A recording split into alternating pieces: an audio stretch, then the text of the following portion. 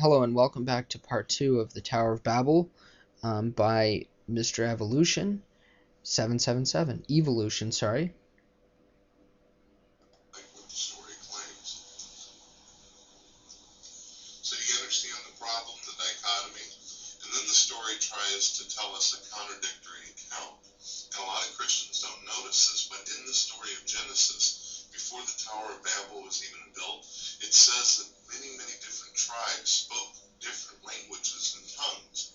So people were already speaking different languages and different tongues and all that, and communicating in all types of different ways.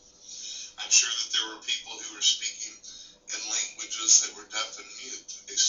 Okay, so here's the issue. They first spread out and then they came back together and had one official language. That's not a contradiction. Kind of primitive sign language. So when the story comes along and tells us that all of a sudden God changed everything, that he made everybody confused by changing their speech and all that, that's pure and utter horseshit. The Bible already tells us that people spoke in many tongues. This is one of the reasons why I believe that Genesis was written by many different people and not just one person, because the story can't seem to keep consistent with what's going on. Or perhaps your understanding of the story is not consistent. You allow your own biases and you read into the Bible things that aren't there.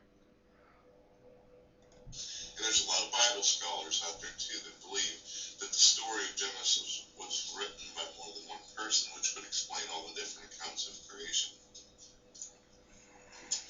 So it's something to think about. The Tower of Babel shows. It may have been penned down by different authors, but it was guided by God.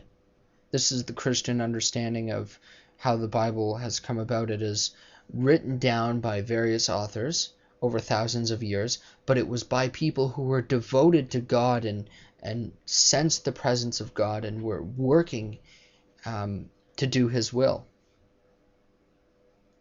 That God is not omnipotent, he's not omnipresent. Something wrong there. Try to think about my Adam and Eve story that I told you. God would have actually had to set it up to where they ate from the tree in order for them to be able to reproduce, bear fruit, and multiply. Well, perhaps that their original intention was to eat the original way it was to be was for them to actually eat from the tree of the knowledge of good and evil, but not till way later, until their understanding had improved. Just like it would be dangerous to give, just like it's dangerous to give primitive people in the Middle East weapons that do a lot of damage, and so therefore it's quite clear that the intention could have been first they would eat from the tree of good and evil. They would live with God for quite a long time. They would live under God's guidance and prove to themselves that they can be obedient and they can live under God's laws and decrees for their freedom, because you have to have laws in order to have freedom, and I could go a bit deeper into that in another video. You can't have freedom without laws. And then eat from the knowledge of the good of the knowledge of the tree from the knowledge of good and evil. And a lot of, here's where I would say where another area, like with this talking snake, it's not a talking snake, that atheists go wrong about, is that they didn't have knowledge. Yeah, they did. They knew it was wrong to eat from the tree of the knowledge of good and evil. Eve knew it was wrong. Now, what is the issue is their knowledge of good and evil wasn't superior, wasn't intellectually formed yet, just their knowledge. But they had knowledge. I think I said knowledge too many times there. Knowledge.